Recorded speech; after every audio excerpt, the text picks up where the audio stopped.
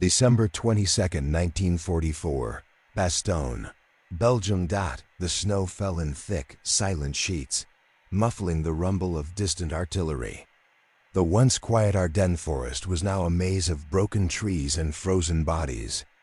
Inside the encircled town, paratroopers from the 101st Airborne huddled in half-frozen foxholes. Their breath fogged the air, rifles clutched tight, frost biting through gloves. Around them, the ring tightened.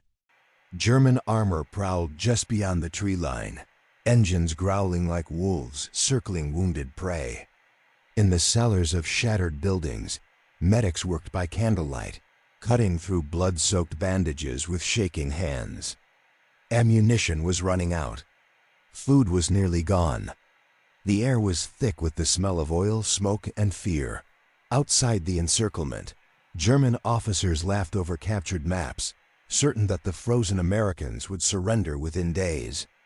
To them, Bastogne was already won, but far to the south, in the frozen hills of Luxembourg, engines were roaring to life, hundreds of tanks and trucks churning through snow under one man's command, George S. Patton.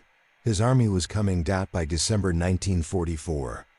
Many believed the war in Europe was nearly over. Allied forces had broken out of Normandy, liberated Paris, and pushed deep into France. On every map, Germany seemed cornered, its armies retreating, its cities under constant bombardment. The Western Front appeared stable, and commanders spoke of finishing the war by Christmas. But deep inside the Reich, Adolf Hitler had one last gamble. His generals warned it was reckless, but he demanded a counterstroke that would split the Allied front in two. The target, the Ardennes, a quiet, wooded region straddling Belgium and Luxembourg. It was the same terrain through which the Germans had launched their surprise invasion in 1940. This time, Hitler called it Unternehmen Wacht am Rhein, Operation Watch on the Rhine. His objective was audacious. 3 armies, the 6th S Panzer Army, 5th Panzer Army, and 7th Army, would drive west through the Ardennes, seize the Meuse River crossings, and capture Antwerp. If successful, the offensive would trap 4 Allied armies, cut off British and American supply lines, and force the Western Allies into negotiating peace. The plan depended on one crucial element. Surprise. At dawn on December 16, 1944, the quiet of the Ardennes exploded. Over 1,600 German artillery pieces opened fire. Shells screamed through the mist, slamming into snow-covered forests and quiet villages. In minutes, the front dissolved into chaos. American units, thinly spread and unsuspecting, were engulfed by the storm. The Germans pushed west with remarkable speed, Tiger and Panther tanks leading columns through narrow forest roads. Followed by trucks loaded with infantry in white camouflage, the American High Command, caught off guard, scrambled to understand what was happening. Communications broke down. Reports came in of entire regiments overrun, fuel depots captured, bridges lost. It wasn't a minor attack. It was a full-scale offensive stretching 80 miles across the front. At the heart of the German advance lay a vital crossroads, Bastogne, this small Belgian town. Surrounded by dense forest and rolling fields, was the key to the region. 7 major roads converged there. Whoever held Bastogne could control movement through the southern Ardennes. The Germans needed it to supply their advancing armor. The Americans needed it to hold their lines together. By December 18th, Allied commanders realized the gravity of the situation. General Dwight D. Eisenhower called an emergency meeting at Verdun. Around the table sat his top field commanders, including General George S. Patton of the U.S. Third Army. While others debated how to contain the German breakthrough, Patton spoke decisively. He told Eisenhower that he could pivot his entire army north and counterattack within 48 hours. The room fell silent. Moving an entire army, tens of thousands of men, thousands of vehicles across icy roads and mountainous terrain seemed impossible. But Patton had already anticipated such a move. His staff had prepared contingency plans for a German counterattack, and his divisions were poised for rapid redeployment. Meanwhile, the German spearheads pressed west. The 2nd Panzer Division advanced toward the Meuse, while the 5th Panzer Army under General Hasso von Manteuffel swung toward Bastogne. American resistance stiffened but could not stop the tide. Villages fell one by one. Fuel shortages slowed the German armor, yet their advance remained relentless. To block their path, the Allies ordered the 101st Airborne Division, exhausted from months of fighting in Holland, to move immediately toward Bastogne. Trucks, jeeps, and half-tracks carried them through freezing rain and sleet. By December 19th, they arrived and began digging in. Behind them came elements of the 10th Armored Division and remnants of other shattered units retreating from the front. Together, they formed the last line between the German panzers and the open road to the west. As night fell, snow began to fall heavier. Temperatures dropped below freezing. The men of the 101st had little winter clothing, limited ammunition, and no air cover. The weather had grounded Allied aircraft. Yet, they took up positions around Bastogne, determined to hold. On the German maps, the town was already marked for capture, and within days, the encirclement would begin. By December 20th, Bastogne had become the focal point of the entire Ardennes battlefield. The snow was waist-deep in places, turning supply routes into frozen traps. Every road leading into town was under fire, every field a killing ground. The 101st Airborne Division, under Brigadier General Anthony McAuliffe, quickly established a defensive perimeter. Alongside them stood armored units from Combat Command B of the 10th Armored Division, artillery battalions, engineers, and remnants of other shattered regiments. Altogether, around 11,000 Americans faced nearly 50,000. Germans converging from multiple directions. The Germans attacked with methodical precision. The 2nd Panzer Division advanced from the northeast, while the Panzer Lehr Division closed in from the south. The 26th Volksgrenadier Division pressed from the west, tightening the noose with each passing hour. In the surrounding villages, Naval, Neff, Marvy, fierce clashes erupted as paratroopers held out against tanks with bazookas and anti-tank guns frozen stiff from the cold. Inside Bastogne, the roads were choked with wounded and wrecked vehicles. The town's ancient stone buildings offered little shelter from the bombardment. The local civilians, Belgians who had endured 4 years of occupation, now found themselves caught once again between two armies. Many sheltered in basements alongside American soldiers, sharing candles, blankets, and whatever food remained. Supplies were dwindling rapidly. Ammunition had to be rationed. Rations themselves were frozen solid. Radio contact with higher headquarters was unreliable, and snowstorms made airdrops impossible. Yet morale held. McAuliffe and his officers knew that holding Bastogne meant holding the southern shoulder of the Bulge, preventing the Germans from cutting the Allied front in half. On December 21st, the German ring closed completely. Bastogne was surrounded. Outside the perimeter, armored spearheads of the 5th Panzer Army rolled on toward the Meuse, but their lines of supply were overstretched. Every hour they spent fighting around Bastogne drained fuel and manpower needed for the main push. Von Manteuffel's staff urged the High Command to bypass the town, but Hitler insisted it be taken. The Führer saw Bastogne as a symbol. Its fall would prove German strength to a shaken nation. The siege intensified. German artillery pounded the town day and night. Trees shattered under shellfire, sending splinters whistling through the air. Tanks attempted repeated assaults from every direction, probing for weaknesses. The paratroopers countered with 57mm guns, bazookas, and sheer will. Medics in field hospitals worked tirelessly, often without morphine or proper instruments. Outside, the temperature dropped to -10 degrees Celsius. Then came the German ultimatum. December 22nd, White flags appeared on the road leading into Bastogne. 2 German officers arrived under truce, carrying a formal letter demanding surrender. The note promised honorable treatment if the Americans laid down their arms, and total destruction if they refused. General McAuliffe's response became legendary. When his staff presented the letter, he reportedly glanced at it, smiled faintly, and said one word, "Nuts." The official reply, typed and delivered to the German messengers, carried that single defiant message. The siege continued for the next 4 days. Bastogne endured unrelenting bombardment. The defenders held every inch of ground, the 327th Glider Infantry repelling attacks in the south, the 502nd and 506th Parachute Infantry holding the northern sectors.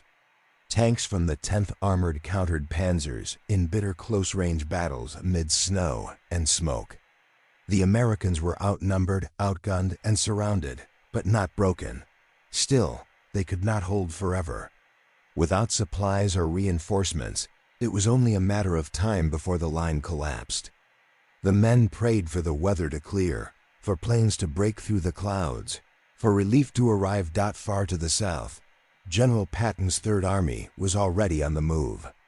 In less than 3 days, he had pivoted an entire army northward, a maneuver that military historians would later call one of the most extraordinary in modern warfare. Divisions that had been fighting towards Saarbrücken now rolled through snow-choked roads toward Belgium. The race against time had begun, and the men trapped inside Bastogne had no idea how close or how far salvation truly was. Bastogne in December 1944 was not just a battlefield. It was a place where ordinary men endured the unimaginable. The 101st Airborne Division had fought across Europe, but nothing prepared them for this. They dug foxholes into frozen earth that shattered like glass beneath their shovels. Helmets doubled as cooking pots if there was anything left to cook. Frostbite became as deadly as enemy fire. The men wrapped their feet in newspapers, shared cigarettes down to the last drag, and prayed the next shell wouldn't find their position. In the cellars of bombed-out houses, medics tended to the wounded with dwindling supplies. Some soldiers carried letters from home, unopened, to preserve a last connection to normal life. The people of Bastogne, frightened but resilient, shared cellars with them, mothers clutching children. Farmers offering whatever bread or soup remained. In this frozen pocket of hell, camaraderie became their lifeline. Paratroopers joked bitterly about their vacation in Belgium. They called themselves the battered bastards of Bastogne, not with despair, but with pride. Each dawn was another miracle survived. Each night, they listened for Patton's tanks, somewhere beyond the snow. From a purely military standpoint, Bastogne was the heart of the Ardennes road network. 7 major routes converged on the town, linking the north, south, and west of the region. For the Germans, it was the artery through which supplies, reinforcements, and fuel needed to flow. For the Americans, losing it meant severing the connection between the northern and southern fronts. The 101st's defensive perimeter formed a rough circle, about 10 miles across. Units occupied key villages on the outer edge, Novel to the north, Marvy to the south, Neff to the east. Each held out stubbornly, trading ground only when survival demanded it. McAuliffe's headquarters sat in the basement of a former Belgian barracks, where maps were pinned to cracked walls lit by lantern light. American artillery, though limited, proved decisive.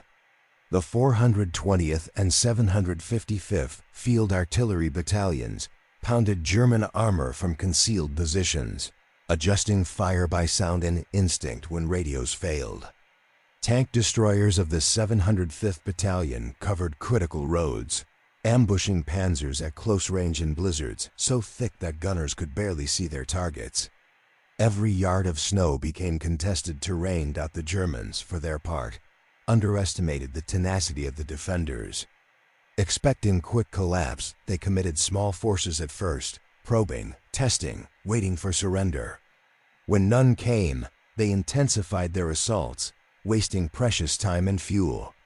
Each failed push bled their momentum dry. At the center of Bastogne's defense stood Brigadier General Anthony McAuliffe, a calm, pragmatic officer who had taken command when General Maxwell Taylor was away.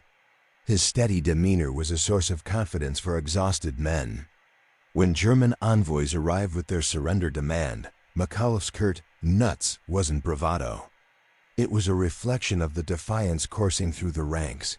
He knew help was coming, but he didn't know when. South of Bastogne, another kind of leadership was at work. General George S. Patton, commanding the U.S. Third Army, had built his reputation on speed and aggression. His instincts told him the German attack was more than a feint, and when the Bastogne crisis broke, he was ready.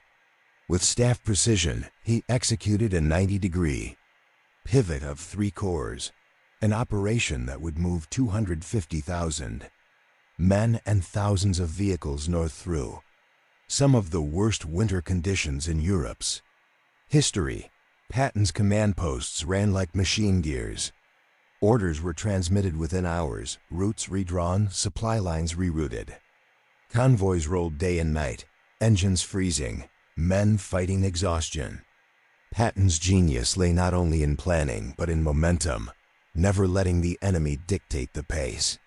His goal was clear: relieve Bastogne before it fell.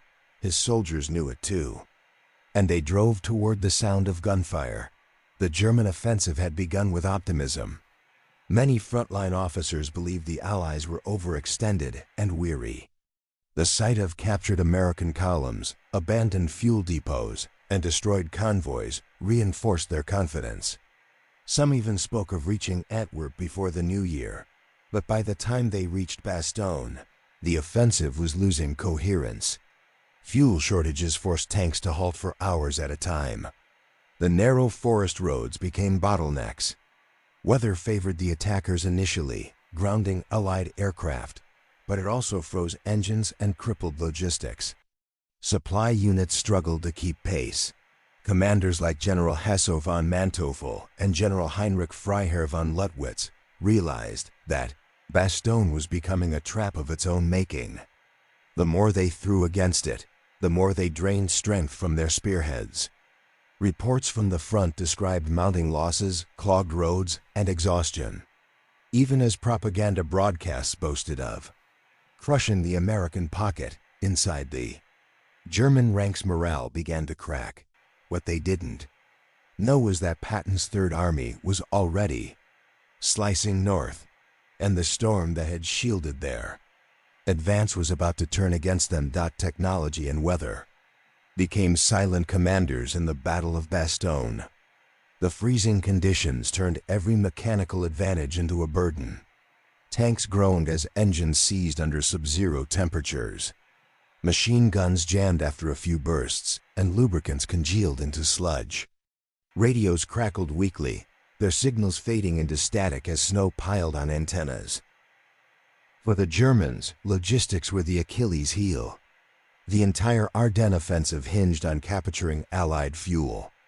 Their tanks, especially the heavy Tigers and Panthers, devoured hundreds of gallons a day. But by late December, convoys were stranded, fuel trucks destroyed or stuck in snowdrifts. The offensive that had begun with thunderous momentum slowed to a crawl. The Americans, though trapped, improvised. Engineers rigged field repairs in blizzards. Crews used fire from jerry cans to thaw engines. Supply drops, when the skies briefly cleared, brought ammunition, medical kits, and precious food. C-47 transport aircraft of the 9th Troop Carrier Command braved flak and fog to deliver crates attached to colored parachutes. Soldiers sprinted into open fields under shell fire to retrieve them, cheering each successful drop like a victory. Inside Bastogne, every bullet counted. Artillery officers calculated fire tables by candlelight, conserving shells for massed barrages when enemy armor appeared. Medics sterilized instruments with candle flames. Even fuel from wrecked vehicles was siphoned and reused to keep jeeps and generators running. It was not technological superiority that sustained them. It was ingenuity. Under duress. The blizzard that froze men in their foxholes was the same storm that blinded German reconnaissance. The same snow that threatened to bury Bastogne alive also shielded Patton's advance. The defense of Bastogne was not just physical. It was psychological. For every soldier crouching in a trench, survival depended as much on mental endurance as on firepower. The Germans broadcast surrender appeals over loudspeakers, promising warmth, food, and safety. No one responded. The paratroopers had come too far, lost too much, to yield now. Letters recovered from soldiers later revealed their inner resolve. Some wrote of missing Christmas with their families, others of pride in standing firm against overwhelming odds. Chaplains moved quietly among the wounded, offering comfort where medicine could not. Even the civilians in Bastogne, trapped beneath the rubble of their town, refused to abandon hope. For the German troops, the mood was shifting. What began as confidence turned to frustration. Reports from captured prisoners described confusion in the ranks, disbelief that a small garrison could resist so fiercely. Many had been told that the Americans were broken, incapable of serious defense. Bastogne shattered that illusion. Morale, once a silent factor, now defined the battle. The Americans' refusal to surrender became a psychological weapon of its own. It spread through Allied lines like a spark, a story of courage under siege that rallied soldiers hundreds of miles away. Even General Eisenhower later admitted that the stand at Bastogne transformed what could have been a disastrous retreat into a rallying point for the entire Western Front. For the people of Bastogne, the battle brought a second occupation, one far more terrifying than the first. The town's population of around 4,000 huddled in cellars as shells screamed overhead. Whole streets vanished in fire. The Church of St. Pierre, centuries old, became both refuge and tomb. Civilians lived side by side with soldiers. Families offered wine and bread to paratroopers who guarded doorways. Children fetched snow to melt for water. When the wounded overflowed field hospitals, Belgian nurses volunteered alongside American medics. Death was constant, but so was solidarity. Witness accounts describe scenes of quiet heroism. In one cellar, an elderly farmer shielded a wounded paratrooper through the night as shells shattered the house above. In another, a young Belgian girl carried bandages between aid stations under sniper fire. These stories were seldom told in official reports, yet they reveal the shared humanity that survived beneath the rubble for the civilians. Patton's arrival would mean freedom, but also more suffering before it came. Beyond Bastogne, the entire Western Front hung in balance. The Ardennes offensive had thrown Allied command into confusion. Montgomery's forces in the north and Bradley's in the south were temporarily severed. If the Germans broke through to the Meuse and captured Antwerp, the Allies would be split, the northern British and Canadian armies cut off from the American forces in the south. Bastogne became more than a town. It became the hinge upon which the outcome of the offensive turned. Its defenders unknowingly anchored the entire Allied line. Every hour they held forced the Germans to divert more men and fuel into a battle they had not planned for. Every failed assault delayed their timetable for reaching the Meuse. Eisenhower understood this perfectly. He issued a simple order: Bastogne must be held at all costs. And so it was. Meanwhile, Patton's staff, under General Hugh Gaffey and Colonel Paul Harkins, coordinated a lightning maneuver northward. 3 divisions advanced simultaneously: the 4th Armored, 26th Infantry, and 80th Infantry Divisions. They would smash through German positions south of Bastogne, reopen the corridor, and relieve the trapped garrison.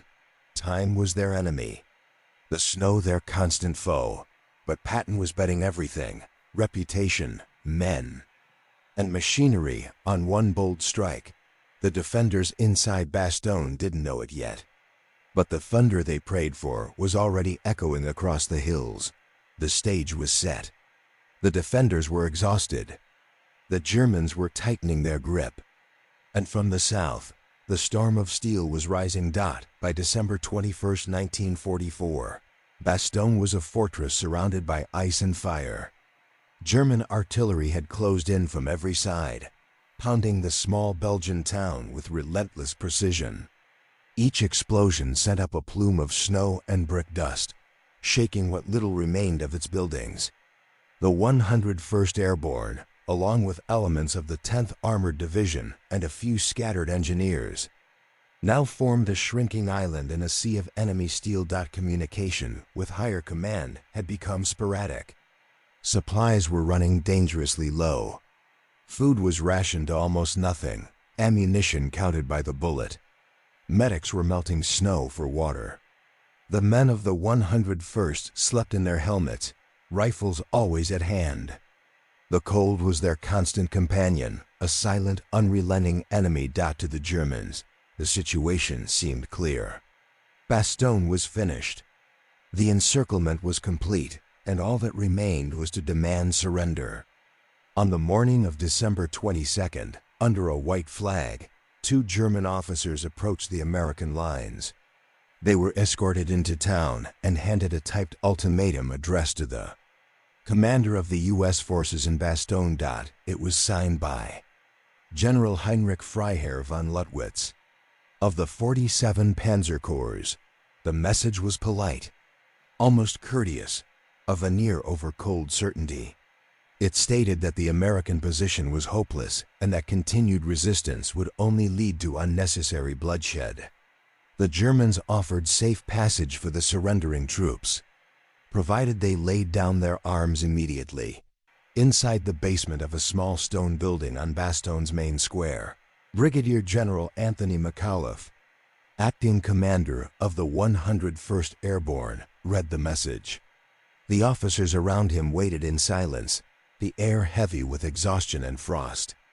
McAuliffe, known for his calm and dry humor, frowned for a moment and muttered a single word: nuts. At first, the officers thought he was joking. But when it came time to deliver an official reply, McAuliffe simply told his staff, "Write what I said." The Germans were stunned when they received the note. "Nuts?" one of them asked, confused. The American interpreter smiled. "It means go to hell." The reply spread like wildfire through the ranks. Men who had been half frozen and half starved suddenly felt a surge of pride. They laughed, cheered, and dug in deeper. Nuts became the battle cry of Bastogne. It wasn't bravado, it was defiance distilled into a single word. That same day, German armor began probing the American lines. Tigers and panthers moved through the trees, their dark shapes barely visible through the snowstorm. Infantry followed close behind, supported by mortar and Nebelwerfer rockets. The defenders, running low on ammunition, fired only when they had a clear target. Each shot was deliberate. Each explosion earned. By nightfall, the siege had reached its most desperate phase. Bastogne was surrounded completely, 7 German divisions pressing in from all directions. The weather had turned worse. Heavy snow buried supply drops, and clouds grounded Allied aircraft. The town was now isolated, trapped in both steel and snow.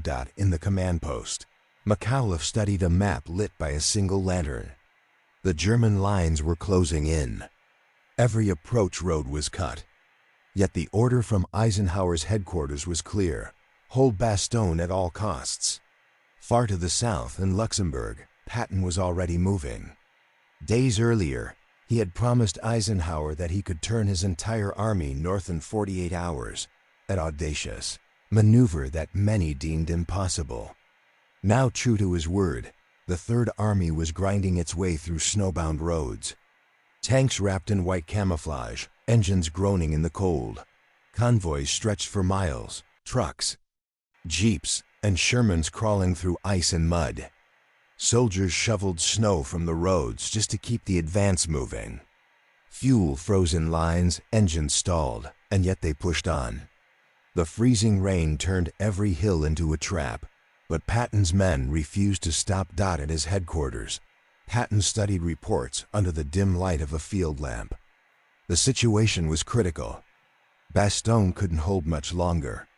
He gave one final order before stepping outside into the cold. "Tell the men this is what we've trained for. We're going to save those bastards or die trying." To the west, the rumble of German guns echoed across the Ardennes. Inside Bastogne, every explosion shook the ground. Every flare illuminated faces covered in frost and grime. Yet the defenders held their line through hunger, cold, and exhaustion. They didn't know how close help was. They only knew they couldn't give up. And then, through the static of the radio, a fragment of hope crackled in. "Patton's on his way." The message spread from foxhole to foxhole. The men didn't cheer. They were too tired for that, but in their eyes something changed. A flicker of light, faint but real. The siege was not yet over. The Germans were tightening their grip. But in the blizzard to the south, an army was coming. By December 26, 1944, the siege of Bastogne had lasted 7 harrowing days. The men of the 101st Airborne were gaunt, cold, and half-starved, but they held their ground. German attacks had grown more desperate. The Luftwaffe roared low again over the town, and shells continued to fall on the crossroads. Yet amid the ruin, the defenders sensed something changing. The sound of artillery, distant, rhythmic, but steady, was drawing nearer. In the fog south of Bastogne, the Third Army was fighting its way through the last German roadblocks. Patton's tanks, Sherman after Sherman, pushed through the wreckage of Neufchâteau and toward Assenois. Just 5 miles from the encircled town, inside one of those tanks was Lieutenant Charles Boggess of the 37th Tank Battalion. His machine gun frosted, his breath visible even inside the steel beast.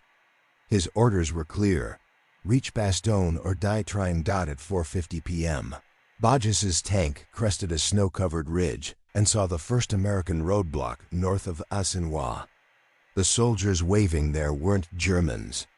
They were from the 326th Airborne Engineer Battalion, the first men from Bastogne that Patton's army had reached. The siege was over, but the battle wasn't.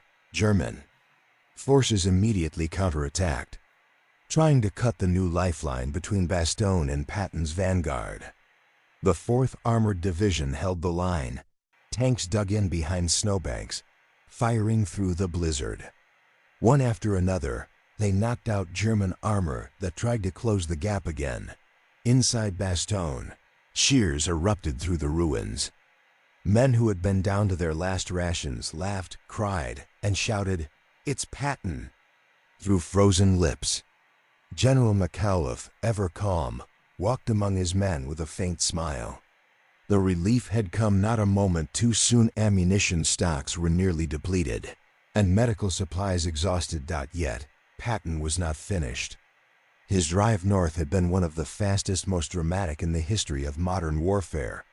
An entire army wheeled 90 degrees in just a few days, through winter terrain no planner had thought possible. His troops pressed on, expanding the corridor to Bastogne and driving back the German 5th Panzer Army.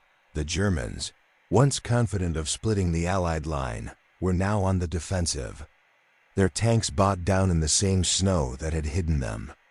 Fuel reserves were vanishing, roads choked with wrecks. Hitler's grand gamble in the Ardennes was collapsing. In Führer headquarters, disbelief turned to fury. Reports poured in of heavy losses and failed advances. Hitler raged at his generals, blaming them for cowardice. The truth, however, was clear. His last major offensive in the West had failed. Patton's Third Army didn't stop at Bastogne. They continued pushing east, clearing town after town. The Americans had regained the initiative. For the men inside Bastogne, the relief was both physical and emotional. Trucks began rolling in with food, ammunition, and medical supplies. Graves were dug for the fallen, and the wounded were finally evacuated. Still, The air was filled with the smoke of burning buildings and the stench of cordite. The town itself was a skeleton, but a defiant one. General Eisenhower later called the defense of Bastogne one of the finest displays of courage under fire in the war. The stand had tied down multiple German divisions and blunted the offensive at its peak. In the German camps, soldiers who had laughed at the trapped Americans now whispered bitterly about the power of American mobility and the man who had made it possible. George S. Patton's reputation, already formidable, became legend after Bastogne. He had promised Eisenhower that he could pivot his army in days and break the siege. He had delivered exactly on time. When reporters asked him about the achievement, Patton simply replied, "The bastards tried to stop us in the snow. I don't mind the snow, it hides the blood." The Battle of the Bulge would drag on for weeks more, but the turning point was clear. Bastogne had held. The American line had not broken. And from that moment forward, the German dream of dividing the Allies was gone forever. The men who had defended the crossroads, and those who had fought through the snow to reach them, had together turned the tide. What followed would be a slow but unstoppable Allied counterattack that drove the Wehrmacht back toward Germany itself. The snow that had once favored the invader now blanketed the retreating German columns. And in the smoking ruins of Bastogne, amid the shattered tanks and the dead, one phrase began to echo among the survivors, a symbol of defiance, unity, and endurance: nuts. The word that had mocked a German surrender demand now stood as the emblem of the entire defense.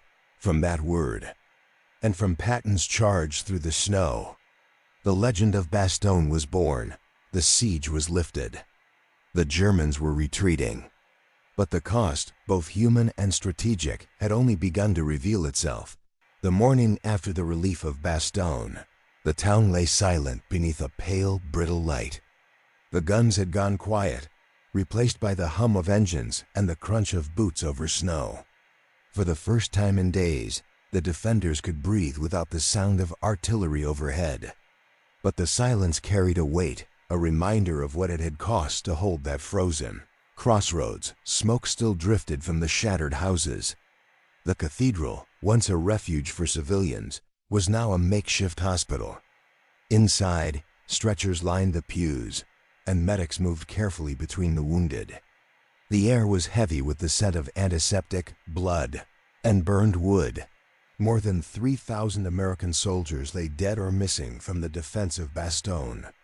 Thousands more were wounded or frostbitten, their hands and feet blackened by the bitter cold. Many of them would never fight again, and yet, against the odds, the town still flew the American flag. For the Germans, Bastogne was a symbol of everything that had gone wrong. The encirclement had been meant to crush the 101st Airborne and shatter American morale. Instead, it had become a rallying point. The failure to seize the crossroads delayed their advance toward the Meuse, breaking the timetable that the Ardennes offensive depended on. Without Bastogne, the German pincer could never close. Reports from captured enemy officers painted a grim picture. Their units were exhausted, their fuel nearly gone. The 2nd Panzer Division, once at the spearhead of the attack, was forced to abandon tanks on the roadside, empty of fuel. The Waffens, still brutal and relentless, fought on. But even their assaults faltered under the weight of attrition and American air power. By early January 1945, the skies had cleared. Allied aircraft grounded for much of December by snow and fog returned in force. P-47 Thunderbolts and Typhoons strafed German convoys, turning roads into graveyards of armor. The snow that had hidden the Germans now trapped them. The strategic impact of Bastogne rippled far beyond Belgium. It broke the illusion of German invincibility one final time. What had begun as Hitler's last gamble to split the Western Allies now ended in retreat and ruin.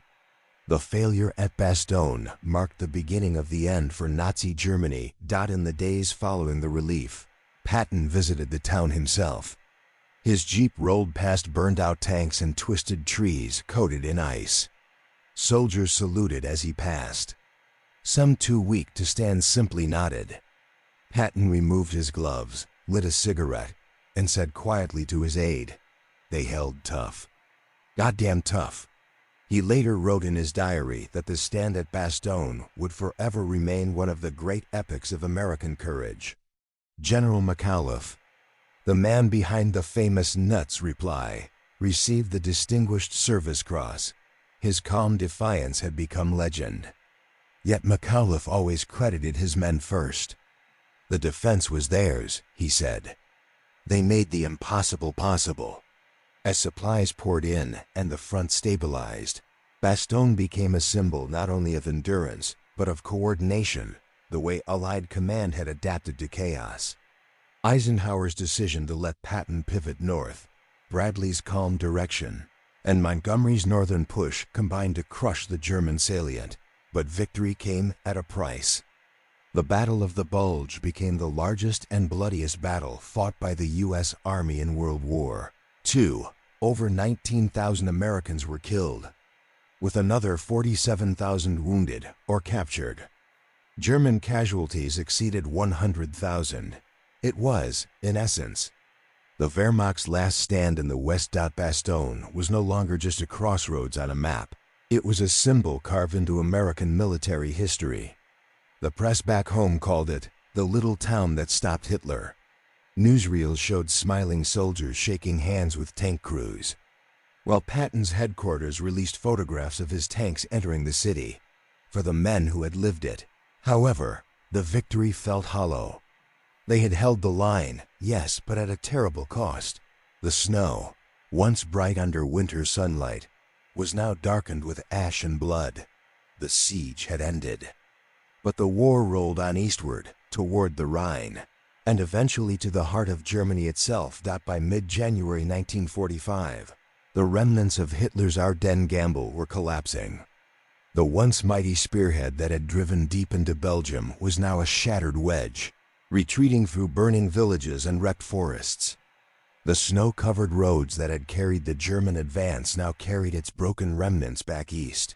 For the Allies, Bastogne had become the emotional and tactical heart of the counteroffensive. From its ruins, Patton's Third Army pushed relentlessly forward, forcing the Germans back beyond the borders they had so briefly reclaimed. Every mile regained came at the cost of blood and steel. The weather, which had once favored the German surprise, now turned against them. Frozen rivers broke under retreating tanks. Supply lines collapsed. Luftwaffe sorties dwindled to nothing as fuel reserves vanished. For every German vehicle destroyed, another was simply abandoned.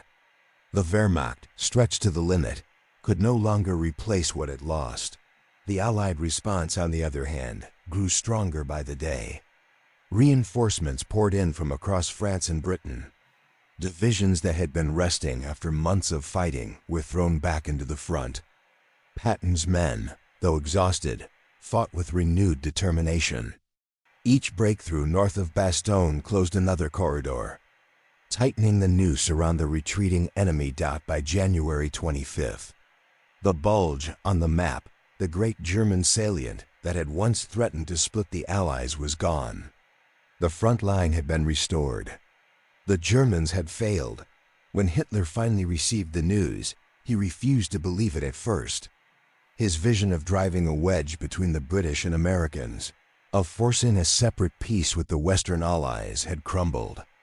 Instead of buying time, the Ardennes offensive had drained his last reserves.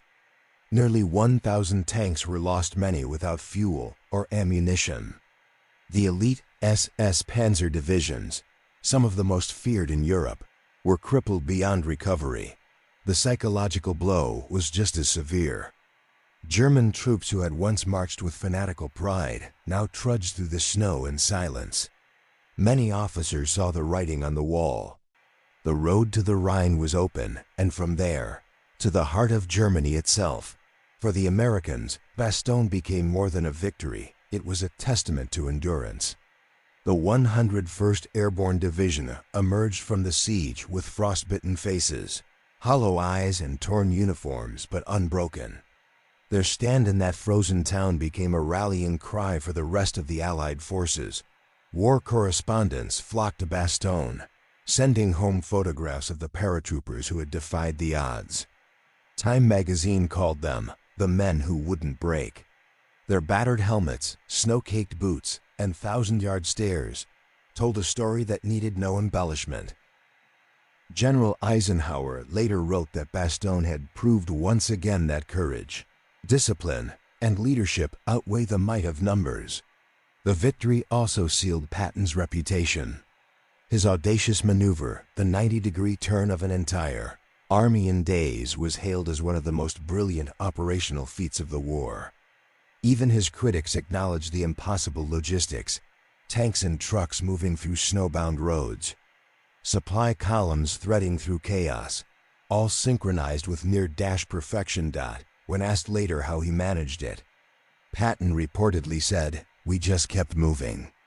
That's all war is, movement." By February 1945, the Ardennes was quiet again. The villages were empty, the forests scarred. The bodies of both friend and foe lay beneath blankets of snow. Locals began returning to find their homes reduced to rubble, their fields mined and burned. For them, Bastogne was not a victory, it was a wound that would take generations to heal. Yet history would remember it differently. Bastogne became the symbol of the turning tide, the moment when the German army's last hope froze in the winter of 1944, as the Allies prepared to cross the Rhine and push toward Berlin. One lesson from Bastogne endured: that even in the darkest winter, resolve could outlast fire and steel. The town that had once stood alone against an army now stood as a monument to endurance, to sacrifice, and to the men who refused to yield. And as the smoke cleared over the Ardennes, the war moved east toward its final reckoning. The Siege of Bastogne remains one of the most powerful symbols of World War II, not merely for its military outcome, but for what it revealed about the human spirit under fire. In that frozen corner of Belgium, surrounded and outnumbered, ordinary men became legends. They endured the cold, hunger, and constant bombardment not because they expected rescue, but because surrender was unthinkable. Their defiance turned what could have been a forgotten defeat into one of the defining stands of the war. The episode also marked the passing of an era. The German army that had once conquered Europe with speed and precision now fought desperately for survival. Its last gamble in the West had failed, and with it, the myth of invincibility that had sustained Hitler's empire began to crumble. For the Allies, Bastogne became a rallying cry, proof that discipline and courage could triumph over surprise and might. It was also a testament to leadership: McAuliffe's calm under siege, Eisenhower's steady direction, and Patton's relentless drive combined to turn crisis into victory. But beyond the tactics and the glory lies something more enduring: the quiet resilience of those who fought. In every foxhole dug into frozen soil, in every stretcher carried through the snow, the essence of human endurance was written. Bastogne was not just a town. It was a test of strategy, of leadership, and of spirit. And in that test, the Allied soldiers proved that the strength of a nation lies not in its weapons, but in the will of those who fight for one another. When the snows of that terrible winter finally melted, they revealed not just the scars of war, but the resilience that would carry Europe toward liberation. The Germans had mocked the Americans trapped at Bastogne. But when Patton's tanks broke through the snow, the world saw the truth. Even in the darkest winter, hope moves on tracks of steel.